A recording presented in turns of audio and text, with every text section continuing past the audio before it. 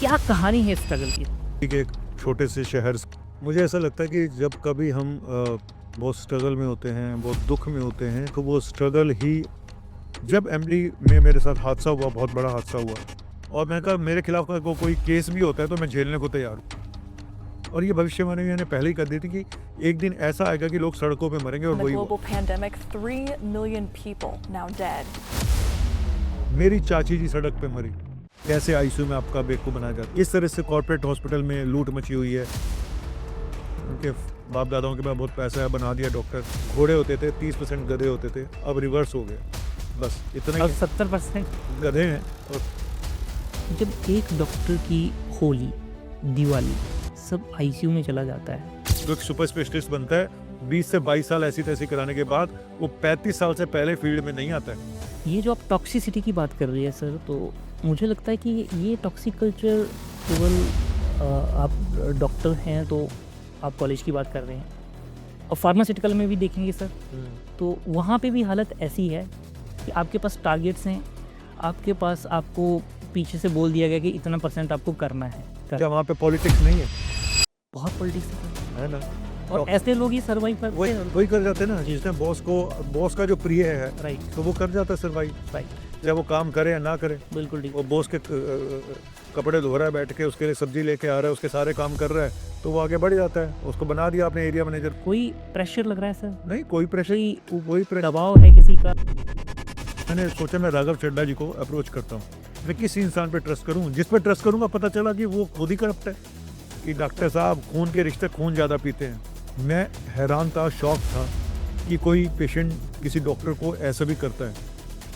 4-5 लोग हैं ऐसे, तो मैं उनका नाम तो यहाँ फिर नहीं बताऊँगा। मन तो कर रहा है उनका नाम बोल दूँ।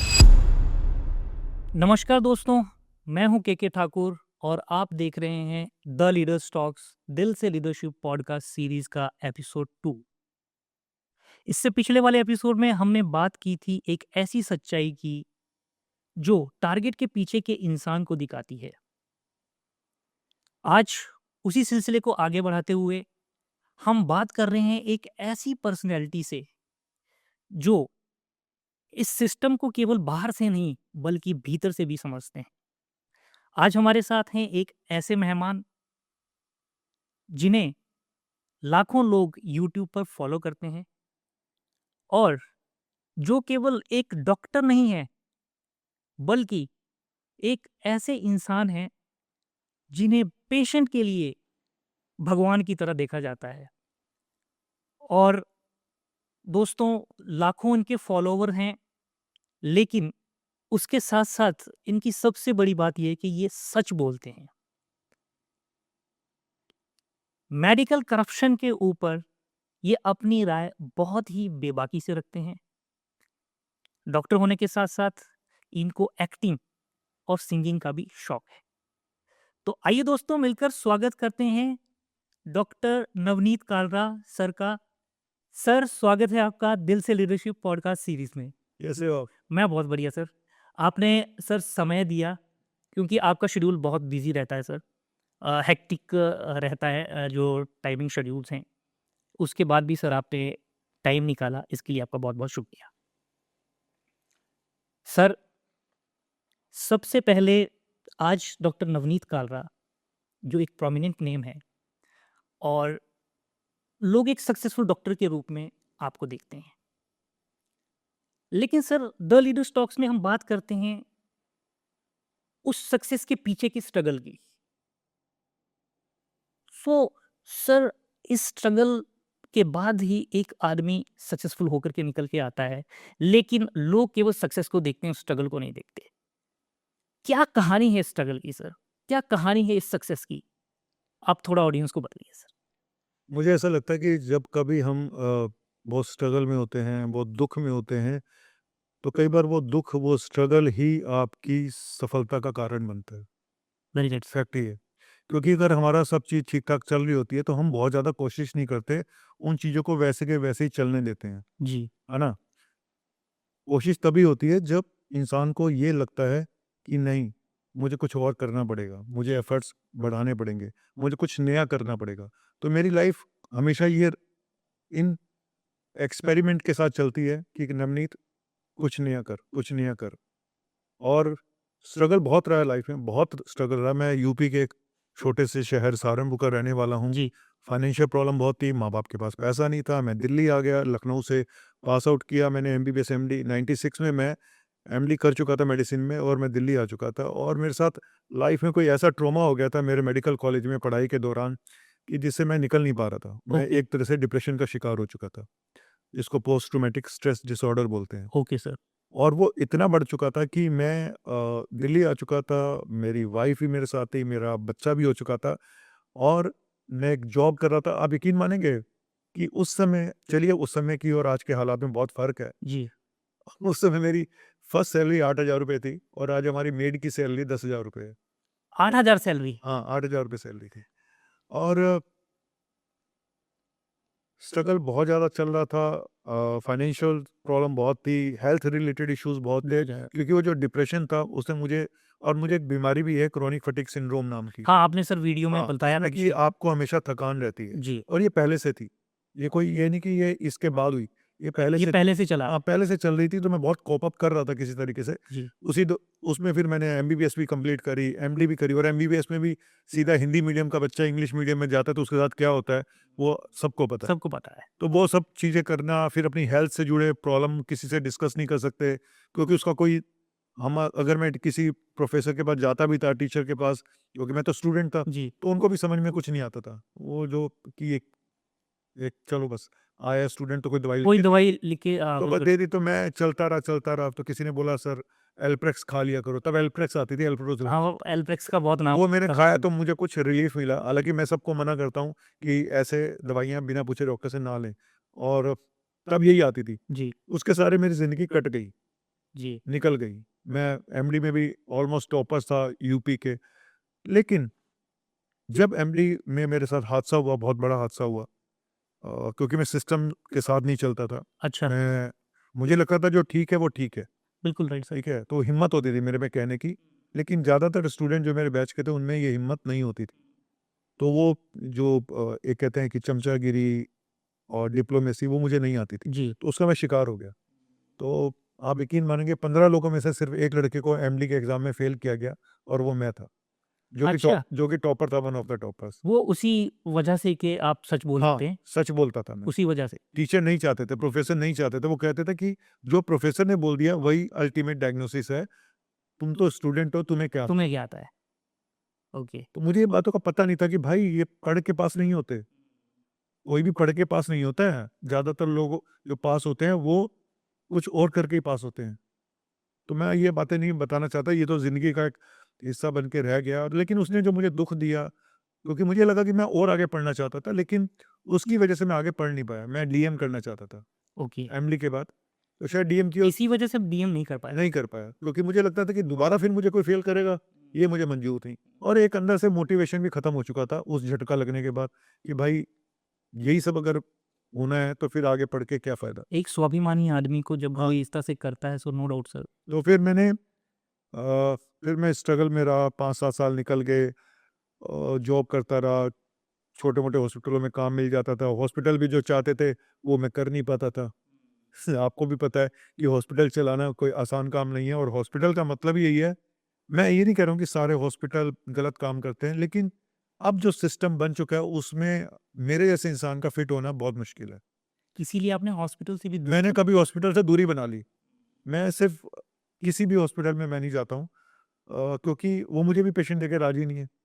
तो सर हॉस्पिटल उनको पता ही है हमें कोई बिज़नेस तो देगा नहीं, ये तो पेशेंट को पहले ही दिन छुट्टी कर देगा, तो उसका कोई फ़ायदा नहीं होता। तो मुझे लगा नवनीत, तू अपना ही काम कर, इनके चक्कर में मत पड़, जो भगवान ने लिखा वो होगा। वो होगा। लेकिन ये 2018 की बात है, जब मैं बहुत थक चुका था इन सब चीज़ों से। फाइनेंशियल कंडीशन सुधर रही थी, लेकिन वैसी नहीं जैसे कि होनी चाहिए थी। जी। और मैं डिप्रेशन का जो मेरा पोस्ट पार्ट था वो भी कोई बहुत अच्छा नहीं था। मैं वो भी भाई साथ-साथ में वो चलिए भी सर। साथ-साथ चल रहा था। क्योंकि लाइफ में जब आप जो चाहते हो वो नहीं मिलता ना, और वो भी ज़िंदगी में इतने बेस्ट कॉलेज से एमडी करने के बाद, इतने 20 साल का एक्सपीरियंस होने के बाद भी अगर आप हैंड टू माउथ हो, जी। सिर्फ़ एक घर बना के वो भी छोटा-सा, आपको लगता है कि यार क्या मैं इसके लिए पैदा हुआ था? लेकिन ईमानदारी ऐसी है कि वो आपका पीछा नहीं छोड़ती। वो कहती है भाई नहीं, करना तो तूने ऐसे ही है। तो 2018 में मुझे बैठे-बैठे एक दिन ख़्याल आया कि कुछ नया करता हूँ। अपने मन को डाइवर्ट करने के लिए, डाइवर्ट अपनी एनर्जी को चैनलाइज़ करने के लिए, जो मैं दुखी था। तो मैंने क्लिनिक पे बैठे-बैठे और मैं आपको एक पहले बता दूँ, मैंने एक छोटा-सा हॉस्पिटल भी खोला था अपना। अच्छा, तो लेकिन क्योंकि मैं वो काम नहीं कर पाया तो मैंने वो भी बंद कर दिया। ओके। तो मुझे लगता था कि मैं ये सब काम नहीं कर सकता हूँ, हुँ, तो ये उतना स्ट्रेस मैं झेल नहीं पा रहा हुँ, था, तो मैंने वो भी बंद कर दिया। तो मैंने कहा यार अब क्या करूँ मैं? तो मैंने एक दिन बैठ के एक वीडियो बनाया अच्छा। यूट्यूब पे, ये यूट्यूब के लिए। यूट्यूब के तो लिए। वो वीडियो मैंने डाला नहीं यूट्यूब पे, मैंने चैनल बना लिया था। तो मैंने लोगों को, अपने दोस्तों को भेजा, तो उन्होंने बोला कि आप ना कनेक्ट हो रहे हैं लोगों के साथ। अच्छा। तो मैंने कहा ठीक है, लेकिन मुझे दिशा नहीं पता थी कि मुझे करना क्या है। हुँ, तो मेरा इंटरेस्ट हमेशा से acting, comedy, stand up comedy में रहा है और मैं एक्सटेम्पोर बोलता भी था। तो मुझे लगा कि चल यार यही शुरू करते हैं।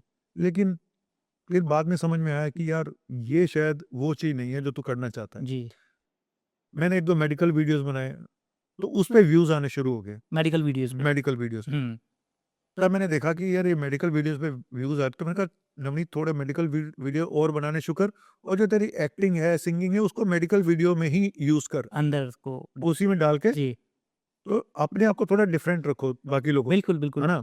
तो मैंने वही किया और उसी दौरान कोविड आ गया हुँ, 2020 में। 2020 की बात है।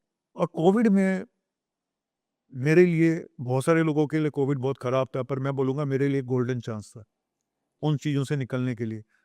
गोल्डन चांस इसलिए कि कोविड में किसी को कुछ नहीं पता था कि क्या ट्रीटमेंट है, कैसे क्या नहीं। ट्रीटमेंट लेनी? सरकार जो ट्रीटमेंट दे रही थी, वो सिर्फ़ नाम का था, विटामिन ज़िंक खा लो, सी खा लो, ये खा लो, वो खा लो, तो उनका कोई यूज़ था नहीं। बिल्कुल सर। मुझे जितना समझ में आ रहा था उस समय 2-4 महीनों में, जी, तो मुझे ये बात समझ में आ गई थी कि ये ट्रीटमेंट ही फ़ायदा करेगा। जी, तो मैंने अपने वीडियोज़ बनाने शुरू किए, मेरे वीडियो वायरल होने शुरू हुए। मैं और डॉक्टर के अग्रवाल, जी, अब तो नहीं है इस दुनिया में, जी। वो चले गए थे कोविड में, तो हम दोनों के वीडियो बहुत वायरल होने शुरू हुए। हुँ, उस समय जो मुझे सपोर्ट मिला, जहाँ मेरे 50,000 सब्सक्राइबर थे, वो मुझे एक दिन में 5-5 हज़ार सब्सक्राइबर मिलने शुरू हो गए जी, और मेरे वीडियो काफ़ी वायरल हुए। लोग बोलते थे कि सर, ये मुझे बाद में पता चला जब कोविड चला गया। हुँ, तो तब मैं वीडियो बनाता था, तो मैं एक अपनी एक वो चलाता था, दिल्ली की एक बस, अपने वीडियो में अच्छा। मज़ाक करता था ठीक थोड़ा-सा, है सर। ओए दिल्ली, दिल्ली, वो दिल्ली, थोड़ा एंटरटेनमेंट वो बढ़ाने के लिए थोड़ा ये लोग बस आज धौला कुआँ जाएगी, ये जाएगी। तो लोगों को उस टेंशन में, उस परेशानी में भी ये लगता था कि ये बंदा हमें हँसा हँसा रहा है, खुशी मिल रही है। और नॉलेज भी दे रहा है। जी, तो लोग ने मुझे बाद में बताया कि डॉक्टर कालरा, आपने हमें बहुत डिप्रेशन से बाहर निकाला और आपका वीडियो देख-देख के हमने कितने लोगों को खुद ठीक किया। और लास्ट में जब अप्रैल 2022 में शायद जो डेल्टा वेव आई थी, जी। 21 में 21 या 22 में आती है। 21 में आई थी, जी, 22 में तो ओमिक्रॉन आ गया था। 21 में जब वो डेल्टा वेव आई, तो इतने पेशेंट ओवरलोड हो गया कि मैं देख नहीं पा रहा था। मेरी वाइफ भी एडमिट थी हॉस्पिटल में और ओके। मेरे पास वक़्त नहीं था, रोज़ के इतने पेशेंट मैं कैसे देखूँ? मतलब मैं रात को इतना थक जाता था कि मैं लेटा होता था और पेशेंट खड़े होते थे वीडियो कॉल में, तो मैं लेट के बात करता था। क्योंकि उस मुझे, टाइम पे भी आप बात हाँ, कनेक्टेड लेकिन थे। क्रोनिक फटीग सिंड्रोम था, तो इस वजह से मुझे प्रॉब्लम बहुत ज़्यादा होती थी। तो मुझे ये लगा कि यार मैं इतने सारे पेशेंट को शायद ठीक ना कर पाऊँ, हुँ, मैं वो चीज़ ना कर पाऊँ। तो मैंने सोचा कि एक कुछ ऐसा कर दें नवनीत, कि जो लोग मुझे अफ़ोर्ड नहीं कर पा रहे हैं या मेरे पास टाइम नहीं, या वो मेरे से कॉन्टैक्ट नहीं कर पा रहे हैं, कुछ ऐसा कर, ये सबका भला हो जाए। तो मैंने क्या किया, अब यूट्यूब पे आप कोई ट्रीटमेंट प्रोटोकॉल बता नहीं सकते थे। यूट्यूब कई बार मेरा चैनल इन्होंने बंद कर दिया कम्युनिटी गाइडलाइंस के नाम पे। आपका बंद मेरा भी चैनल हुआ था बीच में। बहुत हाँ, बार मैंने सुना था बहुत सर। बार हुआ। हुँ, तो मैंने सोचा कि यार कुछ ऐसा कर कि, एक मैंने क्या किया, मैंने प्रोटोकॉल बनाया, ट्रीटमेंट का पर्चा बनाया जी, और मैंने कहा मेरे खिलाफ अगर कोई केस भी होता है तो मैं झेलने को तैयार हूँ, हुँ, लेकिन मैं लोगों की जान तो बचाऊंगा ना। तो मैंने वो पर्चा बना के टेलीग्राम पे डाल दिया। मैंने कहा अब टाइम नहीं है, वक्त नहीं है, और ये भविष्यवाणी मैंने पहले ही कर दी थी कि एक दिन ऐसा आएगा कि लोग सड़कों पे मरेंगे, और वही हुआ। वही लोग हुआ। सड़कों पे मरे। क्यों? यहाँ पे इतनी ज़्यादा पॉजिटिविटी रेट 28% आ चुका था दिल्ली में, और सरकार लॉकडाउन नहीं लगा रही। हुँ, और मैंने बोला लॉकडाउन लगा दो अगर इस साइकिल को तोड़ना है, नहीं तो लोग सड़कों पे मरेंगे। और आपके पास वही हुआ, ना ऑक्सीजन थी, ना कुछ था, और लोग सड़कों पे मर रहे थे। मेरी चाची जी सड़क पे मरी, मेरी चाची जी नोएडा में। अच्छा। तो काफ़ी लोग गए मेरे जानने वाले भी। लेकिन मैंने क्या किया, मैंने वो ट्रीटमेंट लिख के टेलीग्राम चैनल पे डाल दिया और मैंने यूट्यूब पे बता दिया कि अगर आपको ट्रीटमेंट देखना है तो चुपचाप वहाँ चले जाओ और उस ट्रीटमेंट को फॉलो कर लो। अब वक्त नहीं है मेरे पास किसी को कुछ बताने बताने का। का बिल्कुल। आप यकीन मानोगे शायद एक ही दिन में 10,000 लोगों ने उसको ज्वाइन किया और जिसने भी वो करना था वो पर्चा वहाँ से अपलोड किया, जैसे भी किया। बाद में मुझे कई लोगों ने बताया सर हमारे फैक्ट्री में 100 लोग थे, सिर्फ वो आपका पर्चा देके हमने सबको वो दवाई दे दी और सब ठीक हो गए। किसी ऑक्सीजन 90 थी, किसी की 80 थी, किसी की 75 थी, सब ठीक हो गए। जी, तो मुझे बड़ी खुशी भी होती है, हालाँकि वो बड़ा रिस्की काम भी था कि एक हालाँकि लोग इतने गलत काम करते हैं, पर मैंने जो किया वो अपने पेशेंट्स के लिए किया, उस समय जो मैं कर सकता था। मुझे लगता था नवनीत कि कुछ ऐसा कर कि ये लोग बेचारे खुद कुछ कर खुद पाएँ। कुछ कर पाए, क्योंकि किसी की जान बच जाए तो डॉक्टर मिल नहीं पा रहे थे, ऑक्सीजन है नहीं, एडमिट कराना नहीं चाह रहा, हॉस्पिटल में जो जाता है वो वापस नहीं आ रहा है। वापस नहीं आ रहा है। वो भी मैं बताऊँगा कि उसका क्या रीज़न था, क्यों नहीं वापस आ पा रहे थे। और आप यकीन मानोगे, आप मेरा रिकॉर्ड देख लो जाके हॉस्पिटल में, जी, मेरे अंडर में करीब 100 पेशेंट एडमिट हुए, एक भी पेशेंट की डेथ नहीं हुई। अच्छा। एक पेशेंट लास्ट में डेथ हुई थी, वो कैंसर का पेशेंट था। जबकि कोविड में सर ये था कि हॉस्पिटल में पेशेंट गया तो बाहर नहीं आना है। उसका रीज़न क्या था, वो मैं बताता हूँ आपको कि क्यों नहीं बच पा रहे थे पेशेंट। पहली चीज़, वो कोलैप्स हो चुकी थी सारी व्यवस्था, हुँ, डॉक्टर नहीं थे। आईसीयू में नए-नए आईसीयू टीम बना दी गई थी जिसमें एमबीबीएस भी नहीं थी डिग्रियाँ, बीएमएस डॉक्टर थे ड्यूटी पे, ओके। बहुत सारी जगहों पे। या ऐसे एमबीबीएस डॉक्टर थे और वहाँ पे भी ट्रीटमेंट एक प्रोटोकॉल चिपका दिया जाता था कि जो भी है उसको ये शुरू कर दो, दीवार पे लिखा हुआ है। नर्स को बता दिया जाता था कि इसका शुगर मैनेज करो अपने आप। तो मतलब कोई केयर नहीं हो पा रही थी और स्टेरॉइड देते ही, ट्रीटमेंट देते ही लोगों की शुगर बहुत ज़्यादा बढ़ जाती थी।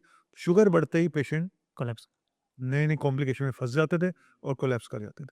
मुझे ये बात समझ में आ गई थी कि इनके स्टेरॉइड तो देना ही पड़ेगा, जी, लेकिन इनकी शुगर बहुत स्ट्रिक्टली कंट्रोल करनी पड़ेगी। तो मैं मॉनिटर। अपने हाथ से सब मैनेज करके आता था और लिख के, और यकीन मानोगे मैंने पीपी किट नहीं पहनी थी, मैं सिंपल एक मास्क लगाता था क्योंकि मुझे पीपी किट में घुटन महसूस होती थी।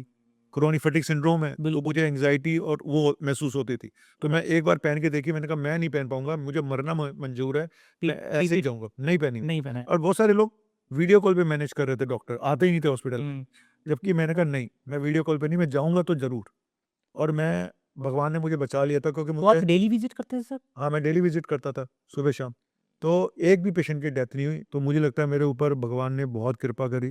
और एक लास्ट में डेथ हुई थी, वो कैंसर का पेशेंट था, जी, बूढ़े थे 85 ईयर ओल्ड, तो अब उसको मैं क्या मानूँ, जो भी था। लेकिन बहुत सारे यंग पेशेंट थे जिनकी ऑक्सीजन 60% 70% आ चुकी थी, मिडिल एज थे, ओल्ड एज थे, सारे बच गए। तो ये है कि जो लोग ये कहते हैं कि कौन-सा पेशेंट बचा, जितने गए सब मर गए। अगर अच्छे से केयर करी है, तो तो बचे सर भी हैं, बचिए। बचे भी हैं, ऐसी बात नहीं। मैं सर आपको थोड़ा-सा इंटरप्ट करूँगा। एक मैं आपको कमेंट बताना चाहूँगा जो आपके किसी पेशेंट ने लिखा हुआ है सर। अच्छा, और जो आपने ये सारी बातें बताई, इन बातों को वो जस्टिफ़ाई करता है कहीं न कहीं पे। एक कोई आपके पेशेंट है, अच्छा, वो बोलते हैं कि इस तरह से लगाया हुआ उन्होंने इमोजी लगाई है और बोल रहे हैं कि the real earning of a doctor is his her experiences which gives lives to patients beyond his her bookish knowledge. You are one of my fav doctor. जहाँ एक और कुछ डॉक्टर्स इस नोबल प्रोफेशन का मजाक बनाने में सीरियसली जुटे हुए हैं, वहीं आपने मजाक-मजाक में गुनगुनाते हुए अपनी यूनिक स्टाइल से इस प्रोफेशन को एक नई सोच और दिशा दे दी है। मुझे नहीं पता इंडियन मेडिकल सिस्टम में 5 इयर्स का क्या सिलेबस है, लेकिन आपको सुनकर मेरा मन करता है कि सिलेबस में म्यूज़िक थेरेपी और लाफ्टर थेरेपी को शामिल करना चाहिए, ताकि कोई डॉक्टर भी स्ट्रेस से सुसाइड ना करे और पेशेंट भी हैप्पी रहे। ये बहुत सही बोला इन्होंने कि डॉक्टर्स के अंदर खुद बहुत स्ट्रेस होता है, डॉक्टर जितनी ज़्यादा बीमारियों का शिकार होते हैं, वो एक आम आदमी से ज़्यादा शिकार होते हैं। मुझे सर ये कमेंट से ज़्यादा एक बहुत बड़ा कॉम्प्लीमेंट लगता है और ऐसे कॉम्प्लीमेंट जब डॉक्टर्स को मिलते हैं सर तो कुछ ना कुछ बड़ा काम कर रहा है। एक मैं आपको थोड़ा-सा इंटरप्ट करना चाहूँगा सर, एक और किसी ने लिखा है, शुद्ध हिंदी में है। श्रीमान जीवन रक्षक डॉक्टर साहब, आपकी जितनी तारीफ़ की जाए, अनुमोदन की जाए, वह कम है। आप गरीबों के मसीहा हैं। आपके ऊपर दबाव तो बहुत बनते होंगे, परंतु आप उनसे ऊपर आ जाते हैं, या आपकी खासियत है सांच को आँच नहीं? हाँ, ये बात है। दुश्मन बहुत बन चुके हैं, क्योंकि मैंने जो फेक बाबा हैं, फेक आयुर्वेदा हैं, फेक नेचुरोपैथ हैं, जिन्होंने बहुत बड़े-बड़ी चेन बना लिए हैं, हॉस्पिटल बना लिए हैं, उनके खिलाफ मैंने बहुत बोला है, एविडेंस के साथ बोला है, तो नो डाउट दुश्मन तो मेरे बन चुके हैं। Right sir. ये दुश्मन तो अलग हो गए, हुँ, अपने घर में भी दुश्मन होते हैं, हुँ, अपने हॉस्पिटल में मेरे कितने दुश्मन बन जाते हैं, क्योंकि जब मैं सच बोलता हूँ, मैं सिर्फ पेशेंट के लिए बात करता हूँ, तो बहुत सारी ऐसी बातें मैं वीडियो में बता देता हूँ कि कैसे आईसीयू में आपका बेवकूफ़ बनाया जाता है, कैसे आईसीयू के नाम पे आपका फाइनेंशियली आपको और ज़्यादा बर्बाद किया, कैसे मेडिक्लेम आपको कंपनियाँ आपका बेवकूफ़ बना रही हैं। हुँ। तो मैं इस तरह से कॉर्पोरेट हॉस्पिटल में लूट मची हुई है, और उसके बचने के तरीके भी बताता हूँ। तो कई बार डॉक्टर ही मुझे गाली देते हैं आके, आप यकीन नहीं मानोगे, मेरे व्हाट्सएप पे आके मुझे बोलते हैं कि तू कैसा डॉक्टर है, तू डॉक्टर होके डॉक्टर के नाम पे कलंक है। इवन मेरे कई लोग उस पे आके भी बोलते हैं मेरे कमेंट सेक्शन में कि तुम डॉक्टरों के नाम पे कलंक हो। ऐसी बातें भी हाँ, सुनने को मिलती है सर। बोलते हैं, क्योंकि सच्चाई हर एक के बस का नहीं है। और मैं प्राइवेट मेडिकल कॉलेज के जो अब जो डॉक्टर्स बन रहे हैं, उसपे भी मैं कमेंट करता हूँ। जी, क्योंकि पहले मैं, अब ये टॉपिक भी बहुत इम्पोर्टेंट है कि आने वाला जनरेशन, अब जो आने वाला टाइम है, यस सर। वो बिल्कुल भी ठीक नहीं है इस फ्यूचर पेशेंट्स के लिए, नहीं ठीक है। तो कमिंग जनरेशन के लिए सर। कमिंग जनरेशन में जो अपनी मेहनत से पढ़ के आ रहे हैं, जिनमें बुद्धि है, उनमें कितने हिंदुस्तान में रुक पाएँगे, कितने नहीं। क्योंकि डिपेंड कर। यहाँ पे लोग, मुझे ऐसा लगता है कि जो हिंदुस्तान का कल्चर है, जो चल रहा है इस समय, या वैसे भी तो बहुत सारे इंटेलिजेंट लोग, जो पढ़े-लिखे डॉक्टर जिन्होंने अपनी मेहनत से पढ़ाई करी, वो बाहर निकल जाते वो हैं, बाहर नहीं, ठीक है? यहाँ पे नहीं रहे। या फिर वो कॉर्पोरेट कल्चर में चले जाते हैं और आगे डिग्रियाँ लेके। तो बीच में वाला डॉक्टर पिस जाता है, जैसे मैं। ना मैं कॉर्पोरेट में गया, ना मैंने डीएम करी, नहीं कर पाया। जी, मैं सिर्फ अपना क्लिनिक खोल के बैठ गया। तो मेरे जैसा इंसान पिसेगा। क्यों? एक पेशेंट की भी गलती है कि वो कॉर्पोरेट में जाके 2000 की फीस दे आएगा, ठीक है? जबकि वो मेरी डिग्री वाला डॉक्टर वहाँ बैठा हुआ है। लेकिन क्योंकि कॉर्पोरेट में बैठा हुआ है, आप 5 स्टार में जा रहे हो, जी। तो आप वहाँ दे आओगे। ढाबे पे खाना खाने जाओगे तो आपको ₹500 भी चुभेंगे, यस। 1000 भी चुभेगा। तो वो दुःख होता है कि मैं इतनी ईमानदारी से करता हूँ, तो कुछ लोग ये बोल देते हैं कि सर आपकी फीस, जबकि मेरी फीस अभी भी बहुत कम है मेरे एक्सपीरियंस के हिसाब से। लेकिन आने वाला टाइम इसलिए ठीक नहीं है कि अब जो इतने प्राइवेट मेडिकल कॉलेज खुल गए हैं, और जहाँ पे कोई आई मीन क्राइटेरिया नहीं है, क्वालिटी नहीं है, कुछ नहीं है, जी। वहाँ से जो पढ़ के आ रहे हैं, और ठीक है, उनके बाप दादाओं के पास बहुत पैसा है, बना दिया डॉक्टर। उसके बाद एमडी भी, चलो आपने एमबीबीएस प्राइवेट से कर ली, यस सर। अब आप एमडी अपने दम पे कर लो, हुँ, अगर है आप, हुँ। वो भी अपने प्राइवेट से करी। फिर पिताजी में इतना दम है कि उसने नौकरी भी सरकारी में लगवा दी। फिर वहाँ से आपने क्लाइंटें इकट्ठी करके अपना हॉस्पिटल भी खोल लिया। तो जिसके पास पावर है ना, पैसा, पावर, आज की डेट में वही सब कुछ है, चाहे वो डॉक्टर है, कोई भी है। फैक्ट ये है। हालाँकि मेरे टाइम पे मेरे साथ के दोस्तों ने बड़ी मेहनत से जी, अपने हॉस्पिटल भी बनाए, चला भी रहे हैं। तो ऐसा नहीं है, जिसने अपनी मेहनत से करा है, जी। मैं उनको सलाम करता हूँ। बिल्कुल। चाहे वो हॉस्पिटल बना के कर रहे हैं, जैसे भी कर रहे हैं, ठीक है? मैं इसलिए नहीं कि मैं नहीं बना पाया, मैं नहीं कर पाया, तो मैं उनको ये बोलूँ कि ये हॉस्पिटल है तो चोर है, ऐसा नहीं है। हुँ, बहुत सारे मेरे साथ के लोग, मेरे सीनियर, जूनियर बहुत अच्छा काम कर रहे हैं, जी। तो मैं उनको तो सैल्यूट करता हूँ, ठीक है? लेकिन जो आजकल के हालात हैं, ये पेशेंट की भी बहुत गलतियाँ हैं, और आने वाला टाइम तो मुझे नहीं लगता कि जिस तरह की क्वालिटी आने वाले टाइम में मिलेगी, वो मैं हमेशा बोलता हूँ कि पहले 70% घोड़े होते थे, 30% गधे होते थे, अब रिवर्स हो गए। बस इतना ही अब है, 70% गधे हैं। और अब क्यों हैं गधे, वो मैं नहीं बताऊँगा, वो सारी दुनिया को पता है कि वो गधे क्यों हैं। लेकिन हाँ, प्राइवेट मेडिकल कॉलेज ने उसका रेशो और रिवर्स कर दिया। हुँ, तो मैं ये भी नहीं कह रहा हूँ कि सारे प्राइवेट मेडिकल कॉलेज से जो पढ़ के आ रहे हैं, वो गधे हैं। कुछ अच्छे भी हैं, है ना? कुछ अच्छी मेडिकल कॉलेज से, जैसे कि बेंगलोर के कुछ मेडिकल कॉलेज बहुत अच्छे हैं, है ना? मणिपाल हो गया, कस्तूरबा गांधी हो गया, वहाँ से पढ़ के आ रहे हैं लड़के, बहुत अच्छे भी हैं, जी। आगे बहुत अच्छा भी कर रहे हैं, लेकिन उनकी संख्या बहुत कम है, कम है, संख्या बस, कम है। संख्या कम है। सर जैसे कि आपने अभी बोला कि पेशेंट और डॉक्टर का जो रिलेशनशिप है, ये पेशेंट ये बोलता है कि डॉक्टर बहुत ज़्यादा चार्ज करते हैं। सर मैं एक चीज़ आपसे पूछना चाहूँगा कि जब एक डॉक्टर की होली, दिवाली सब आईसीयू में चला जाता है, उसका पढ़ाई का खर्चा बहुत ज़्यादा है और वो इतना स्ट्रगल करता है, तब उस फीस के लिए अगर इस तरह की धारणा बनी है तो इसको कैसे चेंज किया जाए? देखो, फीस अभी भी बहुत कम है। हाँ, सरकारी मेडिकल कॉलेज में फीस अभी भी बहुत कम है, मालूम है आपको? 40 टू 50,000 पर ईयर ओके, सरकारी की। सरकारी की जो है मतलब प्राइवेट में तो फिर अब करोड़ों हैं। करोड़ है, तो प्राइवेट वालों की तो मैं बात ही नहीं कर रहा हूँ। बिल्कुल। ठीक है, उनको तो आप अलग कर दो। लेकिन एक डॉक्टर को बनने में, एक एमबीबीएस करने में आपको पहले तैयारी करोगे, उस साल आपका सिलेक्शन होगा, नहीं होगा, पता नहीं।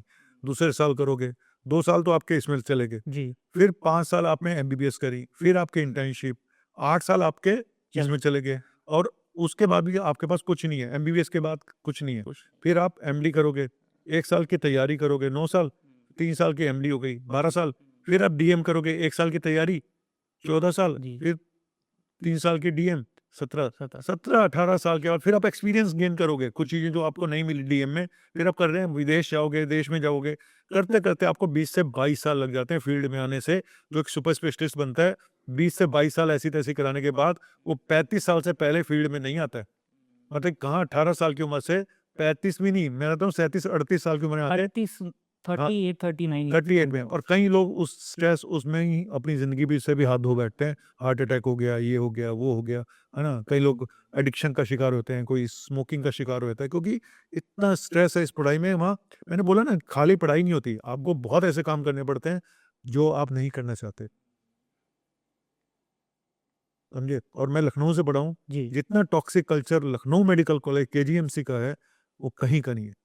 मैं हमेशा मना करता हूँ कि भाई वहाँ से बच के रहना, मत जाना वहाँ। मैं सबको मना करता हूँ। ये जो आप टॉक्सिसिटी की बात कर रही है सर, तो मुझे लगता है कि ये टॉक्सिक कल्चर केवल आप डॉक्टर हैं तो आप कॉलेज की बात कर रहे हैं और फार्मास्यूटिकल में भी देखेंगे सर, तो वहाँ पे भी हालत ऐसी है कि आपके पास टारगेट्स हैं, आपके पास आपको पीछे से बोल दिया गया कि इतना परसेंट आपको करना है और बस फरमान आता है, ऑर्डर आता है और वो आपको करना ही करना क्या है। वहाँ पे पॉलिटिक्स नहीं है? बहुत पॉलिटिक्स है सर है ना? और टॉक्सिक ऐसे लोग ही सर्वाइव करते वही हैं। वही कर जाते हैं ना, जिसने बॉस का जो प्रिय है, राइट, तो वो कर जाता है सर्वाइव, राइट, चाहे वो काम करे या ना करे। बिल्कुल ठीक। वो बॉस के कपड़े धो रहा है बैठ के, उसके लिए सब्जी लेके आ रहा है, उसके सारे काम कर रहा है, तो वो आगे बढ़ जाता है। उसको बना दिया आपने एरिया मैनेजर, उसके बाद फलाना मैनेजर, करते-करते वो ऊपर पहुँच जाता है। बिल्कुल ठीक बात है। और जो बेचारे काम करते रहते हैं और नहीं जानते कि इन सब चीज़ों से वो क्या होता है, सिस्टम से बाहर हो। वो सिस्टम सारा करप्ट हो चुका है, हुँ। टोटल करप्ट है। तो क्या किया जाए? सर, इसको सुधारने का कोई ज़रिया है? कोई ज़रिया नहीं। मैं मेडिकल करप्शन की बात कर सकता हूँ, और इतने वीडियोज़ मैं बना चुका हूँ मेडिकल करप्शन पे। तो आपने सर मैंने आपका वीडियो देखा अभी लास्ट, तो हाँ, आपने बोला कि अब मैं इस तरह की वीडियो बनाना कम कर दिया। कम कर दिए हैं मैंने आपने। बहुत कम इसलिए कर दिए हैं कि उसका कोई रिज़ल्ट मुझे मिला नहीं आज तक। कोई प्रेशर लग रहा है सर? नहीं, कोई प्रेशर कोई दबाव है किसी का? प्रेशर प्रेशर कोई नहीं है। हाँ, दुश्मन ज़रूर मेरे बन चुके होंगे, क्योंकि उनके बिज़नेस पे असर पड़ता है, ठीक है? लेकिन मुझे ऐसा लगता है कि ये टोटल सिस्टम करप्ट है। यहाँ पे देखो, पैसा, पावर, पॉलिटिक्स, इन तीनों जहाँ मिल जाएँ, तो ट्रिपल पी, है ना? ट्रिपल पी और ट्रिपल सी, ट्रिपल सी कौन सी बोलता? करप्शन। ओके, हर जगह करप्शन है ना। अब मैं सपोज़ अभी क्या हुआ था कि मेरे पास कुछ ऐसी चीज़ें थी जो मैं बताना चाहता था। मैंने सोचा मैं राघव चड्ढा जी को अप्रोच करता हूँ। तो मैंने उनको मेल भी करी कि आप सदन में ये आवाज़ उठाएँ हाँ, कि इस तरह के फर्जी वीडियो बना-बना के लोगों को बेवकूफ़ बना रहे हैं। हाँ। तो इस तरह से लोग गलत राह पे जाके अपनी जान गँवा रहे और इस तरह के आज हैं। तो मैंने उनको उठा रहे हैं हम। मेल भी किया, हालाँकि वो पता नहीं वहाँ तक पहुँचा नहीं पहुँचा।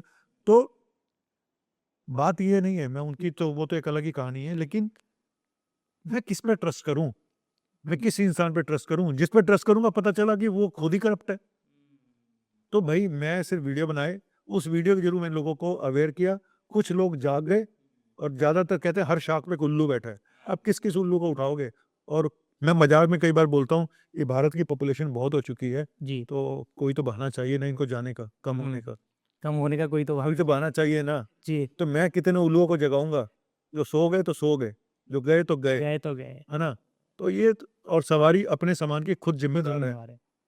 आपके नाक का मैं आपको एक छोटा-सा एग्ज़ाम्पल देता हूँ, जिसके लिए मैं बहुत दुखी हूँ आज। अच्छा, अ, हमारी मेड है, हुँ, ठीक है? उसके बच्चे को हमने ईडब्ल्यूएस का कार्ड बनवा दिया, उनका, ठीक है सर। माँ-बाप का, कि पुअर हैं। हुँ, तो इनका आजकल ईडब्ल्यूएस कैटेगरी है, अच्छे स्कूलों में भी एडमिशन हो है, जाता है, जो बिल्कुल, बिल्कुल। है ना, प्राइवेट जो स्कूल हैं उनमें कुछ सीट्स फिर भी रिज़र्व होती है सर उसकी। हाँ, मीडियम के, और चांस की बात है उसका अच्छे स्कूल में एडमिशन हो गया और बच्चा 6 महीने में ही बच्चे में बदलाव आ गया, बहुत ज़बरदस्त बदलाव। लेकिन परसों उसको मिर्गी का दौरा पड़ गया, अच्छा, घर में। ये मुझे बताया मेरी वाइफ़ ने कि वो नहीं आएगी क्योंकि वो अब उस बच्चे को लेके गाँव जा रही है झाड़-फूँक कराने। अच्छा, दिल्ली तो में गाँव के लिए और झाड़-फूँक कराने। मुझे इतना बुरा लगा, मैंने कहा यार कुछ भी कर लो आप, अज्ञानता का कुछ नहीं हो सकता। इसीलिए मैं चाहता था इसके बच्चे पढ़ें, आगे चल के ये वो काम अपने बच्चों के साथ ना करे जो आज वो माँ अपने बच्चे को लेके गाँव जा रही झाड़ू कराने, उसको मिर्गी का दौरा पड़ा है, दोबारा पड़ गया, उसकी जान भी जा सकती है, कोई बड़ा कारण भी हो सकता है जहाँ उसको टेस्ट कराने चाहिए, एमआरआई, ईजी या सरकारी में चले जाए, नहीं तो हम करा देते, बिल्कुल, है ना? बिल्कुल। लेकिन बहुत दुःख हुआ मुझे ये सब देख के कि हमारे इतने एफर्ट्स करने के बाद भी, उसको समझाने के बाद भी वो नहीं रुकी। तो यही मैं बोल रहा हूँ कि अज्ञानता, अवेयरनेस नहीं है, और इसी को बोलता हूँ हर शाख पे उल्लू बैठा है। मैं हम कितनी कोशिश करें उसको सुधारना मुश्किल सा हो जाता है। इसको नहीं सुधर सर? देखो हर एक की किस्मत है, खुद करना होगा तो करेंगे, नहीं तो मैं भी क्या करूँ बताओ? अकेला चना क्या कहते हैं, भाड़ नहीं फोड़ हार सकता, नहीं कुछ फोड़ ऐसा सकता। कुछ है। अकेला चना बाहर हाँ, नहीं तो मैं फोड़ क्या सकता। कर सकता हूँ? मैंने सर आपका भी एक वीडियो देखा और उस वीडियो में आप ये बोल रहे हैं कि जब से मैंने अपनी मदर को खोया है, हुँ। मुझे हर बुज़ुर्ग पेशेंट में अपने माँ-बाप नज़र आते हैं। मैं एक बात बताऊँ इससे जुड़ी, हालाँकि ये तो अभी की बात है, मेरी मदर की डेथ अभी हुई है जी, और कुछ साल पुरानी बात है ये, शायद ज़्यादा साल हो गए, 15-18 साल हो गए। मैं क्लिनिक पे नहीं था, मेरी रिसेप्शनिस्ट वहाँ बैठी हुई थी फ्रंट डेस्क पे। तो जब मैं वापस आया छुट्टी से, जी। तो उन्होंने वो मेरे से ये पूछा, मेरे स्टाफ ने, कि सर आपकी कितनी माएँ हैं? मैंने कहा हुँ, क्यों?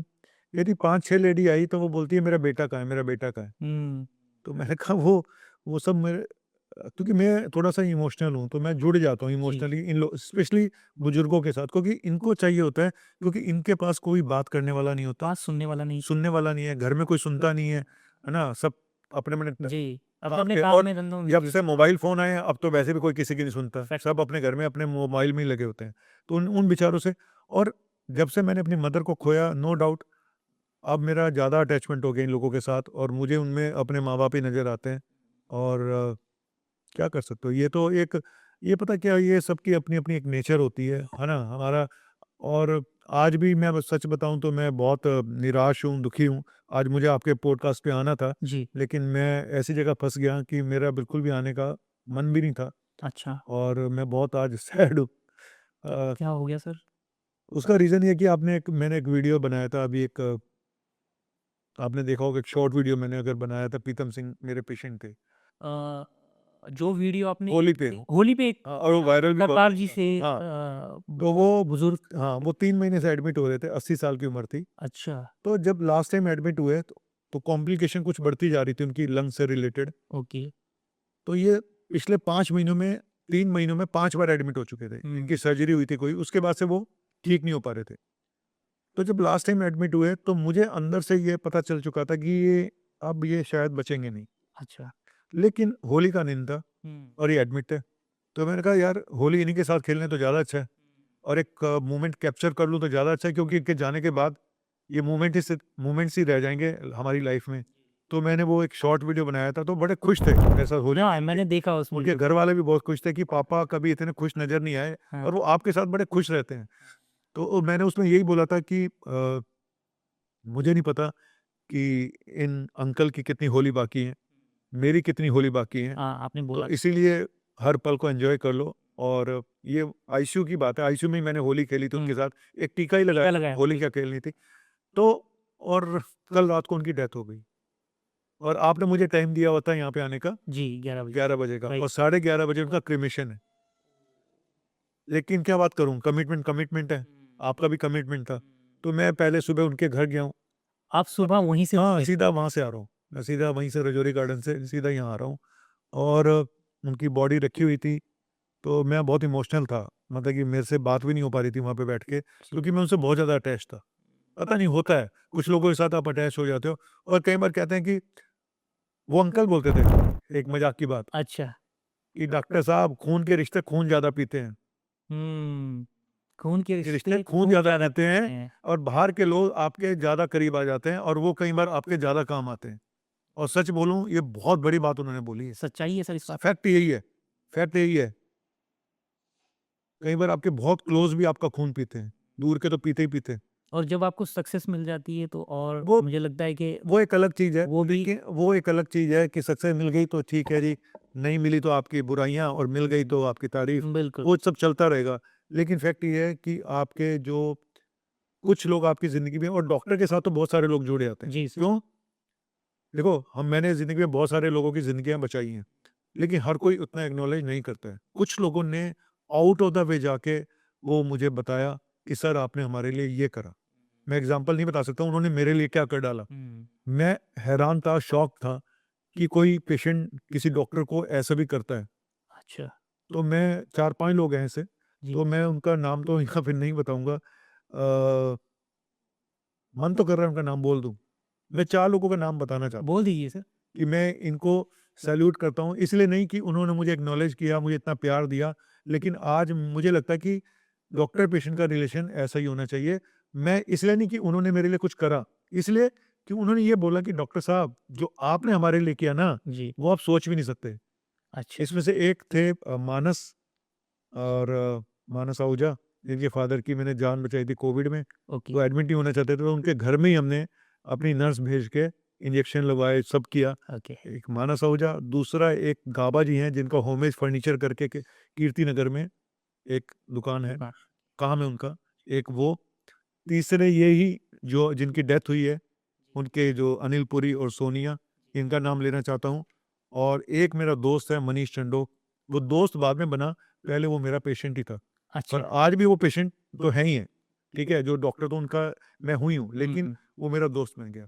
और इन लोगों ने मेरे लिए कुछ ऐसा चीज़ करी, कुछ ऐसी बातें मेरे साथ करी कि जो मुझे कभी लगता नहीं था कि कोई पेशेंट डॉक्टर के लिए इतना डॉक्टर के लिए भी करते हैं। करता मैं हमेशा लगता था कि यार क्या है? हाँ, ठीक है, हमने जी, ठीक करा, जी। तुमने पैसे दिए, तुम चले गए। चले गए, बिल्कुल सर। है ना? एक ट्रांज़ैक्शनल चीज़ हो जाती अब हमें ये लगता है कि भई मेरा तो काम है पेशेंट को ठीक करना और उसके बदले आप मुझे फीस देते है। हो, फैक्ट। खत्म, रिश्ता यहीं तक हो गया। जी। लेकिन जब चीज़ें इससे आगे बढ़ जाती, और इसका उल्टा पहलू भी है, इसका उल्टा पहलू भी है, उल वो भी मैं आज नाम बता के जाऊँगा। ठीक है सर। मैं सार्प की पाल पोल पट्टी यहीं खोल के जाऊँगा। जी, जी। इसका उल्टा भी होता है कि जब पेशेंट आपका खून चूस लेते हैं, आपको बेवकूफ़ बना के जाते हैं। चलिए उनका नाम नहीं बताऊँगा, लेकिन ऐसा भी हुआ, पेशेंट की हमने 20 साल तक उसकी जान बचाई, जिसका हार्ट सिर्फ 18% काम कर रहा था। 20 साल, हर साल वो एडमिट होते थे, हर साल जान बचाई, लेकिन अब वो हार्ट इतना वीक हो चुका था कि आखिर में उनकी डेथ हो गई। आप यकीन मानेंगे कि कहते हैं कि रूल्स ऐसे हैं कि आप किसी की बॉडी को रख नहीं सकते, जी, आपको देनी पड़ेगी, देनी पड़ेगी। ठीक है? हुँ, उसका बिल बना 2 लाख रुपए का, क्योंकि काफ़ी दिन एडमिट थे और उनका मेडिक्लेम 50,000 का था सिर्फ, बचा ही इतना था। पोस्ट डेटेड चेक लेके चले गए। आप यकीन मानेंगे, पोस्ट डेटेड चेक फर्जी निकला, अरे! एड्रेस जो बताया वो फर्जी निकला, हुँ, फ़ोन नंबर जो बताया उसपे कोई उठाता नहीं है। अब बताओ क्या करो आप? जिसको आप 20 सालों से जानते हो, उस इंसान ने ऐसा करा। तो भरोसा वहीं पे तो टूटा। बात यही है कि हर तरह के लोग हैं, मैं ये नहीं कहता हूँ अच्छे-बुरे, मैं इनका नाम नहीं बताऊँगा किसी जी, कारणवश, कि चलिए कोई बात नहीं, जो भी है उनकी मजबूरी थी या उन्होंने किया गया, लेकिन अपने एड्रेस गलत बताना, अपने ये सब करना एक क्राइम है ना? बिल्कुल सर। एक तरह का ये बहुत क्राइम है सर। हाँ, चलिए और कोई बात नहीं, लाइफ में ना आप सबक सीखते हो, अच्छे और बुरे सब यहीं मिलेंगे अच्छे और आपको। बुरे लोग यहीं मैं मिलेंगे। हमेशा बोलता हूँ, अच्छे डॉक्टर, बुरे बुरे डॉक्टर, अच्छा समाज, बुरा समाज, अच्छे पेशेंट, बुरे पेशेंट, सबसे भरा हुआ है। बिल्कुल, आपका एक्सपीरियंस ऐसा ही होता रहेगा। Right sir. यस। और जो आपने बात कही सर कि मुझे ये ऐसे लोगों से मिली हैं चीज़ें, जिनका मेरे का दूर-दूर तक कोई ऐसा हाँ, वास्ता नहीं था, अपने नहीं थे। तो वो बोलते हैं ना सर कि गिविंग इज़ एक्चुअली टेकिंग। जो आप देते हैं वो क्योंकि आपको मिलता है। शायद उनको ये लगा कि मैंने उनके साथ जो भी किया, वो उसमें कोई सेल्फ मोटिव नहीं था, बिल्कुल सर, निस्वार्थ था। निस्वार्थ था। उनको ये लगा, और वो मुझे इतने सालों से जानते थे, उनको ये लगता ही है कि ये डॉक्टर हमारे लिए हमेशा खड़ा हुआ है। ये रात को फ़ोन करते हैं तो भी मैं बात करता हूँ। हालाँकि बहुत सारे लोग कंप्लेन करते हैं कि मैं उनका फ़ोन नहीं उठाता। लेकिन जहाँ मुझे ज़रूरत होती है मैं सबका फ़ोन उठाता भी हूँ, क्योंकि जो देखो अब रोज़ के अगर तुम्हारे पास सैकड़ों फ़ोन आएँगे तो आप किसका उठाओगे? नहीं सर, बिजी इतना शेड्यूल रहता है, हाँ, कहाँ उठा हाँ, पाओगे? लेकिन जो लोग आपके इतने क्लोज़ आ जाते हैं, जो आपके पुराने पेशेंट्स पुराने हैं, पेशेंट्स। तो उनके लिए तो मेरी बहुत बड़ी ज़िम्मेदारी बनती है कि मैं उनके लिए हमेशा काम आऊँ। तो ये जो सर पेशेंट और डॉक्टर का जो कनेक्शन है, आज के टाइम में मुझे कहीं न कहीं इसमें एक गैप दिखता है, क्योंकि आप देखेंगे सर आईजीएमसी मैंने का भी मामला आया, हैं? आईजीएमसी शिमला का, हाँ, वहाँ पे पेशेंट और डॉक्टर मैं के बोल रहा हूँ ये जो नई जनरेशन आ रही है इनमें पेशेंस नहीं है। हुँ। पहली चीज़ डॉक्टर्स की बात कर दूँ, जो नई जनरेशन आ रही है इनमें पेशेंस नहीं है। हमारे टाइम पे जो हम लोगों में पेशेंस होता था, सबसे देखो मरीज़ का इलाज करना इतना मुश्किल नहीं होता जितना कि उसके अटेंडेंट को सँभालना, उनको सैटिस्फाई करना। मैं हमेशा बोलता हूँ कि पेशेंट का इलाज करना आसान है, पेशेंट को इलाज करने के बाद उसको सैटिस्फाई करना ज़्यादा मुश्किल। ज़्यादा मुश्किल है। तो ये लोग नहीं कर पाते और मैं हमेशा जब मेरे जूनियर रेज़िडेंट होते थे हॉस्पिटल में, मैं उनको समझाता था कि यार थोड़ा प्यार से बात किया करो कि ठीक है, ये लोग गरम होते हैं, ये है, क्योंकि ये फँसे हुए हैं। ये इनका टाइम गलत चल रहा है और कुछ लोग गलत भी जुड़ जाते हैं। कई बार बीच में नेता घुस जाते हैं। हाँ, ये हाँ, बात तो है, कुछ पॉलिटिशियन बन कर के लोग आए कमीशन थे। बोर्ड जुड़ जाते हैं हुँ, कि भाई पैसा निकलवा लें इधर से भी, है ना? गुंडागर्दी। बिल्कुल। तो कुछ लोग गलत भी होते हैं, मैं तो वही बोल रहा हूँ कि गलत लोग, अच्छे लोग, लेकिन नो डाउट आने वाला टाइम कहीं से भी ठीक नहीं है। मैं तो पहले ही बता चुका हूँ क्यों नहीं ठीक है, मैंने पहले ही बोल दिया। अगर जनता में भी गधे ज़्यादा बढ़ते जा रहे हैं, क्योंकि जो अब जनरेशन पैदा हो रही है, जिसको सिर्फ़ अब वो ना वो अपने माँ-बाप की सुनती है, ना वो कुछ करके राज़ी है ना? तो ऐसे ही लोग फिर जनता में भी ऐसे ही बढ़ते जा रहे हैं। वो जनरेशन गैप जनरेशन वही है, वो नई जनरेशन जो आ रही है, उनसे मुझे बड़ी सहानुभूति भी है और बहुत दुःख भी है कि वो इस तरह की जनरेशन निकल रही है। हुँ, इस तरह की जनरेशन निकल रही है। हाँ, पेशेंस का बहुत बड़ा बहुत अभाव कम है है पेशेंस। और इसीलिए तुमने देखा होगा कितने डिवोर्स अब बढ़ते जा रहे हैं। बहुत जल्दी लोग राइज़ करना चाहते डिवोर्स कितने बढ़ गए हैं, हैं, बहुत ज़्यादा आपस के रिलेशन कितने खत्म हो खराब हो गए, गए हैं, बिल्कुल है ठीक। ना? झगड़े किस रिलेशन में नहीं होते, किस पति-पत्नी के नहीं होते, बिल्कुल, सबके होते हैं, ठीक है? लेकिन लेकिन आज पहले तो सीधा शादियाँ अलग होने की बात हो जाती पहले शादियाँ कहाँ इतनी जल्दी टूटती थी, अब तो साल भर में टूट जाती हो हैं, जाती हैं। 6 महीने में टूट जाती हैं, हुँ। तो यही है। सर, आज के टाइम में जेनेरिक और ब्रांडेड की बात होती है, हुँ। तो गवर्नमेंट भी जेनेरिक्स को बहुत प्रमोट कर रही है। बट क्वालिटी को लेकर के आप क्या कहना चाहेंगे? देखो, एक जेनेरिक तो देखो हम लोग उसको बोलते हैं जिसपे कोई ब्रांड का नाम नहीं लिखा होता, वो होती है जेनेरिक। जेनेरिक ब्रांडेड की बात करेंगे कि जो जिनमें ब्रांड तो है, लेकिन वो जेनेरिक ब्रांडेड है। ब्रांडेड तो वही होती हैं जो सबसे पहले सबसे मॉलिक्यूल पहला होता है, जो रिसर्च सर। मॉलिक्यूल होता है, वो हमेशा महँगा भी होता है और उसकी क्वालिटी पे कोई इश्यू नहीं होते हैं। बात आती है जेनेरिक ब्रांडेड, 99% तो जेनेरिक ब्रांडेड ही है। जी, लेकिन सारी प्रॉब्लम क्वालिटी के ऊपर आ जाती है। अब जो सरकारी हॉस्पिटलों में दवाइयाँ मिलती हैं, हुँ। उनमें तो कोई डाउट ही नहीं कि वो बहुत ही घटिया क्वालिटी की होती हैं।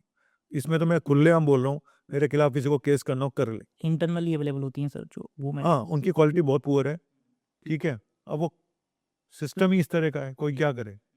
और यही जेनेरिक मेडिसिन जब बाहर सप्लाई होती है दूसरे देशों को, तो उनकी क्वालिटी बदल जाती है।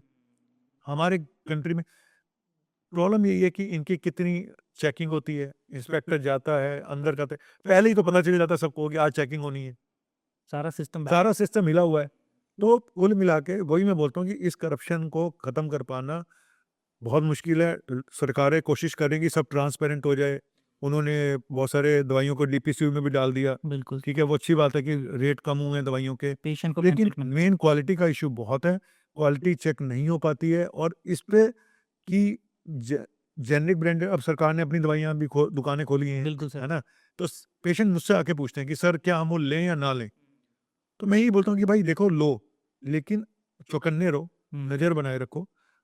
एक गरीब आदमी है, उसके पास तो कोई ऑप्शन ही नहीं है, नहीं उसको लेना ही लेना है और सरकार ने ज़्यादातर दुकानें गरीबों के लिए खुलवाई हैं। जी, तो जो गरीब है भाई तू तो ले ही ले, तेरे पास तो दवाई नहीं खाएगा तो उससे अच्छा है यार ये तो खा ले, ठीक है हल्का-फुल्का अगर असर कम भी हुआ, कुछ तो होगा, ना खाने से तो अच्छा है ना। लेकिन वो लोग जब पूछते हैं जिनके पास पैसा है, जो दारू भी रोज़ बढ़िया वाली पीते हैं, डेली पीते हैं जो। खाना भी बढ़िया खाते हैं, बाहर होटल में भी जाते हैं, जब वो मेरे से आके बातें पूछते हैं, तो मैं यही बोलता हूँ कि भाई मैं डॉक्टर हूँ, जब मुझे यूज़ करनी होती है, तो मैं क्वालिटी वाली दवाइयाँ खाता हूँ। अपने घर वालों के लिए मैं कोशिश करता हूँ कि मुझे अच्छी क्वालिटी की मेडिसिन पता हो, अच्छे ब्रांड्स जो हैं, बड़े-बड़े अच्छे ब्रांड्स हैं और उनकी सस्ती दवाइयाँ भी आती हैं। ये कोई ज़रूरी नहीं है कि हर बड़े ब्रांड की दवाई महँगी महँगी होती है। कई बार उल्टा है कि जो बड़े ब्रांड नहीं है, छोटे ब्रांड हैं, लोकल ब्रांड है, उनकी दवाइयाँ ज़्यादा महँगी हैं। जी, बिल्कुल। जहाँ पे आपको भी पता है कि वो किस तरह से डॉक्टर को ल्योर करते हैं, ये है, वो है। राइट। वो सब कहानियाँ अलग हैं। लेकिन क्वालिटी का इश्यू बहुत बड़ा है और ये कह पाना, ये फलानी दवाई ज़्यादा इफ़ेक्टिव होगी, ये कम होगी, ये तो खाने के बाद ही पता चलेगा। पहले नहीं बता सकते आप। ये नहीं बता सकते। तो मैं यही बोलता हूँ, आप खाइए, अगर आपको शुगर है, अपनी शुगर चेक करते रहो। अगर आपको लगता है कि मेरी शुगर बढ़ गई है इस दवाई को खाने से, तो बंद कर दो। तो बंद कर दी। बीपी बढ़ गया तो बंद कर दो। हाँ, कुछ जगहों पे ये दवाइयाँ बिल्कुल नहीं ट्राई करनी चाहिए, जैसे कि मिर्गी का दौरा, बिल्कुल, एपिलेप्सी। जैसे कि थायराइड। हुँ, तो ये दवाई इतनी सेंसिटिव होती है कि ज़रा-सी भी इधर-उधर हुई तो मुसीबत बढ़, मुसीबत हो जाएगी। है ना? तो ये मैंने अपने वीडियो में बता रखा है कि इन 4 बीमारियों में भूल के भी ना खाएँ ये वाली दवाइयाँ। हम तो थायराइड के पेशेंट को ब्रांड चेंज करने के लिए भी नहीं बोलते हैं। अगर तू भाई थायरोक्स खा रहा है तो थायरोक्स ही खाएगा, तो थायरानोम पे भी नहीं शिफ्ट होगा, जबकि इक्वली गुड है। क्योंकि थायराइड की मेडिसिन में बहुत प्रॉब्लम्स है। लेकिन केमिस्ट और कई बार डॉक्टर से कितनी सस्ती दवाई आती है थायराइड की। सस्ती। मुश्किल से 150 रुपए की बोतल आती है 3 महीने की दवाई की। उसके लिए भी लोग लालच करते हैं। उसमें 20 रुपए 50 रुपए बच जाएँगे उनको ज़्यादा, उसके लिए भी लालच है। उसके लिए वो केमिस्ट भी बेवकूफ़ बना देता है। नहीं सेम दवाई है। अच्छा वो बेचारा अनपढ़ पेशेंट, उसको क्या पता, वो ले जाता है। अब आता है कि भाई थायराइड जो 6 था वो 100 हो गया। हुँ, ऐसे-ऐसे पेशेंट, मैंने वीडियो बनाए हैं इसके ऊपर। ये देखो भाई प्रूफ। लेकिन फिर भी रेगुलर कंटिन्यू करते हैं, छोड़ते हैं सर पेशेंट उसे? हाँ, अगर उनको बता दो तो छोड़ देते हैं। हाँ, अगर उनको बता दो भाई तेरी प्रॉब्लम इस वजह से हुई तो छोड़ देते हैं। अगर, है ना, कुछ नहीं छोड़ते तो फिर उनका भगवान मालिक है, मैं क्या करूँ? हेल्थ से बढ़कर कुछ नहीं है। हुँ। अ, सर अक्सर ये देखा गया है कि जब भी कोई बड़ी बीमारी होती है या सर्जरी की बात है, ऑपरेशन की बात है, तो एक सेकंड ओपिनियन की बात करते हैं लोग कि हमें सेकंड ओपिनियन लेना है। तो अभी आपने आपसे जैसे डिस्कस हो रहा था तो आप कह रहे थे कि आप एक एप्लीकेशन लॉन्च कर रहे हैं हुँ। सेकंड ओपिनियन के नाम से। तो थोड़ा पेशेंट को या आपकी ऑडियंस को, हमारी ऑडियंस को आप बताएँगे कि ये सेकंड ओपिनियन एप्लीकेशन है क्या सर?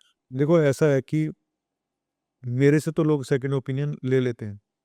एज़ अ फिजिशियन, जो भी क्रॉनिक मेडिकल इलनेस है, वो मेरे से ले लेते हैं। जी। बहुत सारी ऐसी फील्ड हैं जो मेरे से रिलेटेड नहीं है और पेशेंट को पता नहीं होता कि मैं किसके पास जाऊँ। सबसे बड़ी बात है, 3 चीज़ें मैं कहता हूँ, एक नॉलेज, जी। थोड़ा-सा एक्सपीरियंस और तीसरा ईमानदारी। एक डॉक्टर के अंदर ये तीनों चीज़ें होनी चाहिए। नॉलेज, एक्सपीरियंस, ईमान। एक्सपीरियंस को मैं रिलेटिवली ज़्यादा इम्पोर्टेंस नहीं देता हूँ, जी। क्योंकि मैंने जैसे बताया कि एक स्टूडेंट भी अपने टीचर से ज़्यादा दिमाग से दिमाग हो सकता है। दिमाग भगवान ने दिमाग सबको अलग-अलग दिया है। कई बार मैंने ये देखा है कि एक्सपीरियंस भी कई बार धोखे खा जाता है। धोखे खा जाते। लेकिन ठीक है, 2-4 साल का एक्सपीरियंस है तो अच्छी बात है। लेकिन ये भी बात सच है कि एक्सपीरियंस के साथ आपको बहुत सारी चीज़ें क्लियर होती जाती हैं। ईमानदारी सबसे बड़ी चीज़ है और आपकी स्किल, आपको आता कितना है। ठीक है, आप सिर्फ डिग्री लेके बैठ गए और आता कुछ नहीं है। कुछ नहीं आता। आपने ले ली अपने बाप के दम पे डिग्री, जैसे मैंने बताया, जी, तो बिल्कुल। आपको आता कुछ है नहीं, है ना? तो बस बैठ गए। तो ये चीज़ें हमें पता है इंटरनली कि मेरे दिल्ली में इस चीज़ का बेस्ट डॉक्टर कौन-सा है। लेकिन प्रॉब्लम क्या है कि पेशेंट उनको अप्रोच नहीं कर पाते। ना पेशेंट को पता है, ना वो अप्रोच कर पाते हैं। अब एक पेशेंट, मान लो एक मैक्स का कोई हेड है जी। और बहुत बिज़ी पर्सनैलिटी है। हुँ, तो आप तो उनसे जब तक वहाँ दिखाने नहीं जाओगे तो वो तो आपको नहीं बात करेंगे। नहीं बात करेंगे। फैक्ट है। मेरे रिलेशन अगर अच्छे हैं तो शायद वो मेरे से बात कर लें। Right sir. तो मैंने सोचा कि क्यों ना मैं ऐसे डॉक्टर इकट्ठे करूँ जो हमारे लाइक माइंडेड हो, जी। कि जिनको पैसे की भूख ज़्यादा ना हो, ठीक है? ऑनेस्ट हैं लोग। ऑनेस्ट हो हाँ। और नॉलेज हो और ऐसी उनको इतना एक्सपीरियंस भी हो चुका है और मुझे उन पे ट्रस्ट है। सबसे बड़ी बात है, मुझे उन पे, अब तुम्हें मेरे पे ट्रस्ट है, मुझे उन पे ट्रस्ट है। यस। तो इसके बीच में एक बंदा मैं ही हूँ, जी। जो मैं लोगों का संपर्क करा सकता हूँ। तो ये एप्लीकेशन यही है कि मैं हमेशा बोलता हूँ कि अगर आपको अपने डॉक्टर्स के ट्रीटमेंट पे ऐसा लग रहा है कि आप नहीं सैटिस्फाई हो या आपका पेशेंट एडमिट है किसी हॉस्पिटल में, आप नहीं सैटिस्फाई हो, तो आपको सेकंड ओपिनियन ज़रूर लेनी चाहिए। हुँ, चाहे आप अपने फिजिशियन के थ्रू राइट। बात करें किसी डॉक्टर से, क्योंकि यहाँ पे बड़ी बात देखा गया है कि कई बार सेकंड ओपिनियन लेने से, अब कई पेशेंट कहते हैं सर हमें ये एडवाइस करा गया भर्ती होने के लिए, जी। और मैं देखता हूँ कि इसको ज़रूरत ही नहीं है। ज़रूरत है। तो बच गया ना वो, बिल्कुल। उसका दिमाग भी खराब होने से बच गया, पैसा भी बच गया। तो ऐसी बहुत सारी चीज़ें होती हैं, जहाँ ऑपरेशन के लिए बोल दिया, अपेंडिक्स के लिए, उसको अपेंडिक्स था ही नहीं, राइट। अपेंडिक्स में तो इतनी घपलेबाजी है, मैं इस पे इतने वीडियो बना चुका हूँ, हम्म, उसको था ही नहीं। तो सेकंड ओपिनियन ले ली। मैंने बोला कि भाई तू ये दोबारा करा ले अल्ट्रासाउंड, लेकिन हॉस्पिटल से मत कराना, या सीटी स्कैन करा ले, लेकिन हॉस्पिटल से मत कराना जहाँ पे तुझे पहले ही बना चुका है अपेंडिक्स का ये पेशेंट। तू बाहर से करा, बाहर से करा नॉर्मल। अब अच्छा, नॉर्मल आ गया तो किस बात की सर्जरी? अब कौन सा सर्जन बोलेगा मैं सर्जरी करूंगा? बिल्कुल सही। जिस बेस पे आप करने जा रहे थे वो रिपोर्ट ही गलत थी। हम्म, 50% अल्ट्रासाउंड की रिपोर्टें गलत होती हैं, 50% अल्ट्रासाउंड करने वाले फेक हैं जिनके पास डिग्रियां नहीं है, और 50% डिग्रियां कॉम्प्रोमाइज हैं। तो अब ये धंधा, बस क्या बोलूं। तो ये एक प्लेटफॉर्म है जहाँ पे सेकंड ओपिनियन लोग सेकंड ओपिनियन मैंने अभी प्रोसेस में है। जी अभी मैंने सिर्फ एक ग्रुप बनाया है, व्हाट्सएप ग्रुप, कि ये तो आसान है। जी तो ग्रुप में वो, हालांकि एक उसका मिनिमम सब्सक्रिप्शन चार्जेस हैं साल के, तो क्योंकि ग्रुप में सारे लोगों को अगर मैं जोड़ लूँ, वो तो सिवाय गुड मॉर्निंग गुड इवनिंग के और मोदी एंटी मोदी ये सब करने का कोई काम करेगा नहीं। बिल्कुल जब वो fact पैसे दे के ज्वाइन करेगा ना, तो तमीज से बात करेगा, Right. तमीज में ही रहेगा। तो एक आपके पास वो लोग रहेंगे जिनको एक्चुअल में जिनको जरूरत एक्चुअल जरूरत है, बिल्कुल ये फालतू की बकवास ना करें, जी एक्चुअल जरूरत है वो मेरे पास आए। और मैं भी अकेला इतने बड़े लेवल पे संभाल नहीं सकता हूँ, मुझे भी लोगों की जरूरत पड़ेगी, डॉक्टर्स की जरूरत पड़ेगी, यंग डॉक्टर्स की जरूरत पड़ेगी जो मॉडरेटर का काम करें। राइट सर उसको सिस्टमाइज करना पड़ेगा, ऑटोमेटेड करना पड़ेगा सारे प्रोसेस को, उसमें 1 साल लग जाएगा। लेकिन तब तक मैं एक कुछ लोगों को अपने पर्सनल लेवल पे, मैं एक टीम तो तैयार मैं कर ही रहा हूँ, कि जो डॉक्टर्स मेरे साथ जुड़ते जा रहे हैं, और बहुत बड़े-बड़े डॉक्टर्स हैं, मैं नाम तो शो नहीं करूँगा अपने यूट्यूब चैनल पे, क्योंकि उन्होंने मना किया है। उन्होंने सिर्फ इतना बोला कि नवनीत हम आपकी हेल्प कर देंगे, तो लेकिन मैं नहीं चाहता कि उससे पेशेंट का बेनिफिट हो जाए हाँ, तो मैं सिर्फ उनका, जब वो मेरे पे व्हाट्सएप पे मेरे से कॉन्टैक्ट करेंगे तो मैं उनको बता दूंगा, भाई ये डॉक्टर हैं, आपके पास चॉइस है, जी ये 3 डॉक्टर हैं, ये इस तरह से। एक आपको वहाँ ऑफलाइन जाके दिखा भी सकते हो, दूसरे को आप ऑनलाइन भी नहीं दिखा सकते, ठीक है? तो कई लोग पेशेंट बाहर हैं, दूर हैं, वो कैसे करें?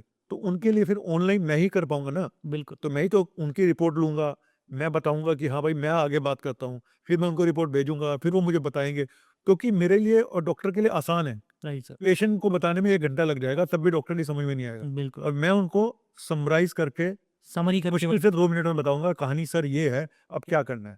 सॉल्यूशन जल्दी मिलेंगे जल्दी सोल्यूशन मिल जाएगा। हालांकि मेरी भी हेडेक रहेगी। नहीं हाँ, आपका हेडेक रहेगा हाँ, सर तो उसी के लिए मैं वो जो 1000 रुपये हम ले रहे हैं, वो इसी हेडेक के लिए ले रहे हैं, कि और वैसे भी फ्री में कुछ भी काम जो होता है ना, उसकी कोई वैल्यू नहीं है, और लोगों को ट्रस्ट भी नहीं होता, और उसमें फालतू के लोग जुड़ते हैं। मैं नहीं चाहता कि वो ग्रुप में सिर्फ गुड मॉर्निंग गुड इवनिंग करने के लिए, हमने सिर्फ 1000 रुपीज चार्ज रखा है, वो भी 1 साल का। 1 साल का और उसमें भी मैं कुछ अपने वीडियोस, स्पेशल वीडियोस उनके लिए बनाऊंगा, हेल्थ रिलेटेड कुछ अलग से वीडियो मैं इन ग्रुप के लिए बनाऊंगा, कि जो सिर्फ ये ग्रुप वालों के लिए हो। उसी ग्रुप में वो वीडियो हाँ, उसी ग्रुप में। ओके तो सर का ये जो सेकंड ओपिनियन ऐप है वो अभी जल्दी लॉन्च होगा। लॉन्च हो हाँ, अभी नहीं हुआ है। तो उसके लिए सर अपडेट भी दे देंगे अपना यूट्यूब चैनल के माध्यम से सर एक मैं फार्मा के लोगों के लिए कुछ क्वेश्चंस हैं मेरे हाँ, पूछिए। क्योंकि जब एक फार्मा का चाहे मेडिकल रिप्रेजेंटेटिव है एरिया मैनेजर या ये सब लोग हैं जब ये 45-46 टेम्परेचर में 20 किलोमीटर चल के आते हैं एक डॉक्टर के पास और सर्दियों में जब बारिश हो रही है तो बाइक चलाते हुए आपके पास पहुंचते हैं और मुस्कुरा करके आपसे प्रोडक्ट की डिमांड करते हैं तो ये लोगों को आप कैसे देखते हैं सर एक एज अ सेल्स पर्सन या इनका इस इकोसिस्टम में मेडिकल सिस्टम में एक बहुत बड़ा रोल है इसमें कोई डाउट ही नहीं है कि ये बहुत मेहनत करते हैं, जी और एक बाइक पे, दिल्ली जैसे शहर में बाइक चलाना ही अपने आप में बहुत बड़ा जुर्म है। जी बिल्कुल सर इतने पोल्यूशन में उसकी जो लंग्स पे जो उसके असर पड़ रहा है, राइट उसके बॉस ने जो उसको ऑर्डर दिए हुए हैं, जो वो स्ट्रेस झेल रहा है, उसके बाद डॉक्टर उसको 3 घंटे बिठा के रखता है, होता है और फिर बाद में बोल देता है आज मत आना, कल आना, है ना? और फिर डॉक्टर डिमांड रख लेता है कुछ उल्टी सीधी, जो कि कंपनी पूरा नहीं करेगी, और मेडिकल ऐप से आप डिमांड कर रहे हो, तो वो बेचारा अपनी जेब से करे, कैसे करे, उसको भी समझ नहीं आ रहा है ना? तो कितना प्रेशर इन लोगों के ऊपर होता है। जी तो ये एक, मुझे लगता है कि सच बताऊं तो पहले मैं मेडिकल ऐप से हफ्ते में शायद 1 बार मिलता था, लेकिन मुझे बाद में रियलाइज हुआ कि नवनीत अब इनको डेली ही मिलना चाहिए। ये पिछले 1 साल से मैंने डेली कर दिया है, हर रोज मिलता हूँ 12 से 1 के बीच में। जी और मुझे लगता है कि यार ठीक है, बहुत सारे रैप ऐसे होते हैं कि क्योंकि हमारी अपनी फार्मेसी है, ये सर तो कई बार मुझे ये भी लगता है कि मैं बहुत स्पष्ट बोल देता हूँ कि भाई हाँ, आप सीधा-सीधा मैं सीधे बोलता हूँ कि तू क्यों आ रहा है? तेरा मेरे पास कोई काम नहीं। तू टाइम वेस्ट कर रहा है। तेरी प्रोडक्ट मैं रखूँगा नहीं यहाँ पे, जी, क्योंकि ऑलरेडी हमारे पास है। तेरी प्रोडक्ट अगर ऐसी होती जो हमारे पास ना होती तो हम तुम्हारे से ले लेते, और तुम्हारी नई प्रोडक्ट आस-पास अवेलेबल नहीं है, तो तुम क्यों बताने आ रहे हो मुझे ये सब चीज़ें? तो मैं स्ट्रिक्टली बहुत कई बार ऐसे डाँट के भी बोलता कि यार मत आया करो प्लीज़। जी। ये तुम्हारा आने से कोई फ़ायदा नहीं होगा, तुम टाइम वेस्ट करोगे। यही टाइम किसी दूसरे डॉक्टर पे जाके लगाओ, ठीक है? हाँ, जहाँ मुझे लगता है तो मैं उनसे आधा-आधा घंटा भी बात करता हूँ, अगर खाली होता हूँ तो। उनसे बात भी करता हूँ, जहाँ मुझे लगता है कि हाँ, इसकी हमारे साथ कुछ केमिस्ट्री है। लेकिन इन लोगों को बहुत इग्नोर सा किया जाता है सर, कई बार मैंने देखा है। हम खुद भी इस फ़ील्ड में रहे हैं, तो मुझे लगता है कि ये एक सिस्टम का बहुत बड़ा पार्ट है, लेकिन इसको इग्नोर करना ठीक नहीं है, किसी भी लेवल पे। हाँ, मैं तो खुद बोल रहा हूँ कि मैं हफ्ते में एक बार मिलता तो मुझे भी ये बात लगी कि नहीं नवनीत, मुझे रोज़ मिलना चाहिए, क्योंकि ये बेचारे जिस स्ट्रगल से गुज़र रहे हैं, जी, ठीक है? तो उस स्ट्रगल से हम भी गुज़रे हैं, है ना? हमने भी वो तकलीफ़ें सही हैं सारी। हम भी स्कूटर चलाते थे, दिल्ली में नए-नए जब आए थे तो बिल्कुल स्कूटर से आप यकीन मानोगे ₹50 के लिए मैं अपने स्कूटर से पीतमपुरा से, और मैं पश्चिम विहार आया था सिर्फ़ ₹50 की कंसल्टेशन के लिए, और वो भी मुझे मिले नहीं। अच्छा, स्कूटर से आप हाँ, जाते थे, हाँ। लेकिन वो ₹50 भी नहीं मिले उसके बाद। वो भी नहीं मिले, वो बाद में मिलने थे, वो भी नहीं मिले थे। आप सोचो कि हमने भी वही धक्के खाए हैं, हुँ, इतने धक्के खा, तो इसीलिए वो स्ट्रगल तो सबका होता है, और नो डाउट आप कितने स्मार्ट हो, आप कितने हार्ड वर्किंग हो, और और आपके बोलने का ढंग कैसा है, जी, बिल्कुल, अब बहुत सारे बच्चे ऐसे हैं जिनको इंग्लिश नहीं आती है, राइट सर, वो बोल ही नहीं पाते, हुँ, कॉन्फिडेंस नहीं है। मैं यही बोलूँगा कि उनको एक प्रॉपर ट्रेनिंग लेके आना चाहिए, आना चाहिए।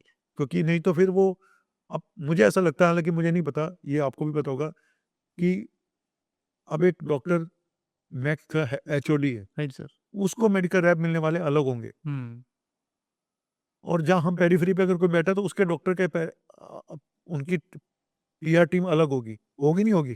नहीं सर, लोग वही होते हैं और स्पेशलिटी चेंज होती नहीं, है तो कई जगह पे सिर्फ बॉस ही जाके मिलते होंगे, जो सीनियर है। हाँ, ऐसी भी हाँ, जगहें होती है, है नो ना? Doubt sir. क्योंकि मुझे ऐसा लगता है कि जहाँ अब एक बच्चा आपके पास ऐसा है जिसको इंग्लिश नहीं आती, हुँ, हिंदी भी ढंग से नहीं बोल पा रहा है, अब नया-नया आया है, ट्रेनिंग बहुत ज़रूरी है। ट्रेनिंग आप ये हम भी सर एश्योर करते हैं, हम भी अपने चैनल पे बात करते हैं, तो हम यही बोलते हैं कि आज की जनरेशन को ट्रेनिंग लेकर के बिना आना ट्रेन चाहिए। किए मत आओ। आपको अपने ऊपर कॉन्फिडेंस होना चाहिए, जी, अदरवाइज़ आप भटकते रह जाओगे, भटकते रहे। कुछ नहीं मिलेगा।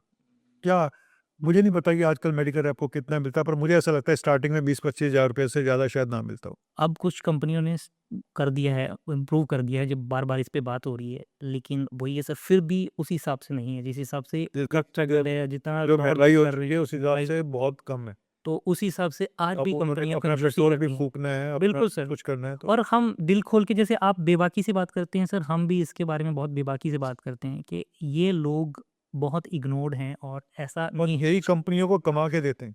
डेफ़िनिटली सर, कंपनियाँ इन्हीं के सहारे आगे बढ़ती हैं। बड़ी-बड़ी कंपनियों को इन लोगों ने ही खड़ा करा है। आज जो भी सिचुएशन है उन कंपनियों की, आईपीओ लेकर के आ गई हैं या हाँ, हाँ। बड़े-बड़े उन्होंने डिविज़न्स लॉन्च कर दिए। ये एक मेडिकल रिप्रेजेंटेटिव ने या जो ग्राउंड लेवल के लोग थे उन्होंने ही करा है। उन्होंने अपने दिन-रात को एक कर दिया, उन्होंने अपने रिलेशनशिप को खो दिया क्योंकि छुट्टी नहीं मिलती है, तब जाके बड़ी कंपनियाँ खड़ी होती हैं आज के टाइम में सर। तो हम इस बारे में, जैसे आप बात करते हैं मेडिकल प्रोफ़ेशन के बारे में, हम भी इन लोगों की बात करते हैं सर। लेकिन ये बात भी फैक्ट है कि किसी भी मेडिकल कंपनी की अप्रोच क्या है, हुँ, उसपे एक मेडिकल कंपनी में काम करने वाले का करियर, मतलब उसकी अप्रोच डॉक्टर के प्रति क्या है, जी, वो अपनी मार्केटिंग कैसे कर रही है, राइट। इसके ऊपर उसकी जो कंपनी के लड़के की ग्रोथ उस पे भी बहुत डिपेंड करता डिपेंड करती है सर।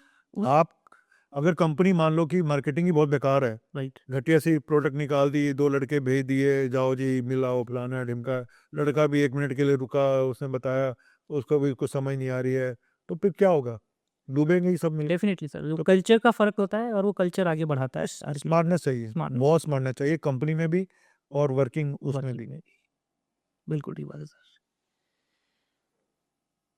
सर, लास्ट में मैं बस एक मेरा क्वेश्चन है, वो ये है कि अगर आप यंग डॉक्टर्स को इस पॉडकास्ट के माध्यम से यंग डॉक्टर्स को या यंग फील्ड के जो प्रोफेशंस हैं, इस प्रोफेशन में जो काम कर रहे हैं, फार्मा के जो लोग हैं, यंग लोग हैं, क्योंकि हमारे चैनल को भी यंग जनरेशन ज़्यादा देखती है, तो उनको आप एक क्या मैसेज देना चाहेंगे आज? डॉक्टर्स के लिए तो मैं यही बोलूँगा कि भाई पहली चीज़, अगर आपका मन है इस फील्ड में आने का और आप ये सोच के चलते हैं कि मुझे 15-20 साल धक्के खाने पड़ सकते हैं जी। और आपके फादर के पास बहुत पैसा नहीं है, हुँ। तो आप सोच के आओ। डिसाइड क्योंकि मेहनत बहुत ज़्यादा, उतना आउटपुट नहीं है। आप ये सोच लो कि आपकी ज़िंदगी आपके नाम नहीं है। Once you become a doctor, आप सोच लो आपकी ज़िंदगी ना आपकी फैमिली के लिए, आपकी ज़िंदगी सिर्फ़ पेशेंट्स के लिए। पेशेंट हालाँकि खुद पे भी डिपेंड करता है कि आप अपनी ज़िंदगी को कैसे जीते। जैसे मैं हूँ, हुँ। तो मैं शाम की ओपीडी करता ही नहीं हूँ पिछले कई सालों से। बिल्कुल सर, आपका मैंने देखा कि आपको जब लगता है कि अब ये इस चीज़ को स्टॉप करने का टाइम, आप हाँ, स्टॉप कर देते मैं अपनी लाइफ़ को अपनी ऐज के हिसाब से चेंज करता जा रहा हूँ, तो मैंने 5 साल से शाम की ओपीडी बंद करके मैं सिर्फ़ ऑनलाइन ओपीडी करता हूँ। क्योंकि यूट्यूब की वजह से जो मिलियन से ऊपर फॉलोअर्स हो चुके हैं, तो मुझे वहाँ से बहुत पेशेंट मिल जाते हैं, तो मुझे ज़रूरत नहीं पड़ती। और मेरे में कभी भी हवस नहीं रही भागने की। अगर मैं जॉब कहीं कर लूँ किसी हॉस्पिटल में जाके, तो वैसे जॉब मेरे बस का ही नहीं है, मैं करता ही नहीं हूँ। नहीं, बिल्कुल। तो मुझे ऐसा लगता है कि आप में डेडिकेशन है डॉक्टर बनने का, आप में बूता है टॉक्सिक माहौल को झेलने का, आप में बूता है 15 साल ऐसी-तैसी कराने का, और आपके फादर के पास अगर ज़्यादा फैसिलिटीज़ नहीं है प्राइवेट में पढ़ाने की, और आप में पेशेंस बहुत चाहिए, है ना? हुँ। तो आप इस फील्ड में आओ, नहीं तो भाई मत आना, कुछ और करो, तो मत आना, कुछ और कर लो। मत आना। सर अभी आपका जो आपने बोला कि आप ग्राउंड से जुड़े रहते हैं, लोगों से जुड़े हुए हैं, हर लेवल पे जुड़े हुए हैं। अब जो मेरी एक किताब है सर, दिल से लीडरशिप, तो मैंने उसमें यही कहा कि आपको अपनी जड़ों से जुड़े रहना बहुत इम्पोर्टेंट है। क्योंकि अगर आप आज किसी भी पोजीशन पे हैं, लेकिन अगर आपकी जड़ें नीचे से हिल गई हैं, तो कहीं न कहीं आप औंधे मुँह गिर जाओगे, किसी भी स्टेज पे, किसी भी सिचुएशन पे, पोजीशन पे आज हो आप। तो ये कुछ लोग क्या है सर कि जब थोड़ा-सा कुछ मिलने लग जाता है, ऊपर आने लगते हैं, तो वो थोड़ा-सा घमंड उनमें घमंड उनमें आ जाता है सर। हुँ। तो उसको कैसे देखते हैं सर आप? हर एक की अपनी-अपनी वो है, मैं इसमें क्या बोलूँ? मैंने बोला ना कि मेरे साथ उल्टा हुआ।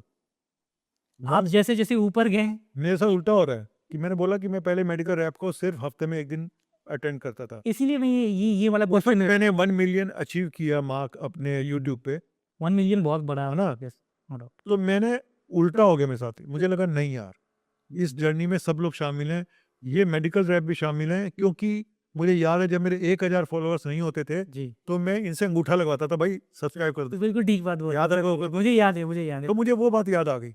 तो मुझे लगा नहीं, अब देने का टाइम आया है। देने का टाइम। अब लेने का वक़्त खत्म हो चुका है। जितना लेना था, ले लिया, जो मिलना था मिल गया। अब देने का वक़्त है, थोड़ा पोलाइट हो जाओ। इंसान को मुझे लगता है ऊपर जितना जाए उसको बल्कि और डाउन टू अर्थ ग्राउंडेड होना चाहिए, डाउन टू अर्थ ज़्यादा होना चाहिए, है ना? और अगर आप जितना ऊपर चढ़ के आप अपने हवा में हो, तो फिर भाई आपका फ्यूचर ठीक नहीं है। फ्यूचर ठीक। रिलेशनशिप आपके बहुत खराब हो जाएँगे। जितना लेना था उतना ले लिया और अब देने की बारी है, ये कहना है डॉक्टर नवनीत कालरा सर का। दोस्तों, जैसे-जैसे सक्सेस मिलती है, हम ग्राउंड की रियलिटीज़ को भूल जाते हैं। हमें लगता है कि हम स्कूटर से चले हुए इंसान से जब हम फ़रारी में, मर्सिडीज़ में बैठ जाते हैं, तो हमें लगता है कि हम मर्सिडीज़ में ही थे, हमें वो स्कूटर याद नहीं रहता है। लेकिन यहाँ पे बिल्कुल उल्टा हुआ है। डॉक्टर नवनीत कालरा, जिन्होंने अपनी जर्नी स्टार्ट करी एक सहारनपुर से, एक छोटे से गाँव से, आज वो दिल्ली में एक बहुत बड़ा नाम है, मिलियन में सब्सक्राइबर हैं। तो आज जो पॉडकास्ट था, ये मेरे लिए पर्सनली बहुत ही दिल को छूने वाला था और उम्मीद करता हूँ कि आप लोगों को भी ये पॉडकास्ट पसंद आया होगा। सर की बातों से आपने कुछ सीखा होगा, कुछ इन्होंने सजेशन दिए, उसके बारे में आप गौर कर सकते हैं और sir, thank you so much, आप इस पॉडकास्ट में आए और आपने इस पॉडकास्ट की शान को बढ़ाया, अपने एक्सपीरियंसेस शेयर करे और एक बात जो आपने कही कि मैं सच बोलता हूँ, तो मैं यही कहना चाहूँगा कि अगर मैं सच बोलता हूँ तो मैं सबसे बड़ा बागी हूँ। किसी शायर ने ये कहा है, तो वो बागी बनना भी ठीक है रेदर देन के झूठ बोलना और झूठ का मुखौटा पहनकर पीछे खड़े रहना। सो सर बहुत-बहुत शुक्रिया आप इस पॉडकास्ट में आए। Thank you so much sir. Thank you.